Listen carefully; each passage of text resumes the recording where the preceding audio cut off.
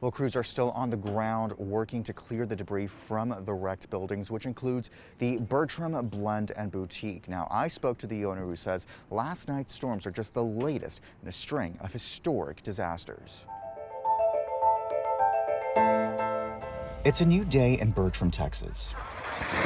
But now the devastation is coming into focus, especially for Amanda, a native Texan who's called Bertram home for the last 3 years. We were sitting at home when we first saw it. We saw it come across Facebook that a building in town had gotten knocked down, and we didn't believe it. And so we saw a few more posts, and so me and my husband got up and we came up here, and sure enough, when we got up here, the lights were sparking, all the building was in the road, the roof was wrapped around the stoplight pole. Her shop is unrecognizable from the fun, family-friendly space she's worked hard to build up, an effort that's seen one setback after another. This is crazy, thing that I've worked so hard for the last 2 years, through COVID, through, being shut down for a week with a winter storm, it's just all in one night, just fell to the ground. But if there's one thing Amanda knows, is how to get back up. Everybody always, says that it's got a good vibe. This old building was part of it, This building's been around since late 1800s, early 1900s, and,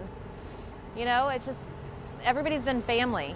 It's a new day in Bertram, where rebuilding will soon begin. They come together in times of need, and they've shown so much love and outpour of support, wanting to help. What can they do? I mean, it's just great to have that as a backer, going through all this. It won't be easy, and it won't happen overnight, but Amanda won't be doing it alone.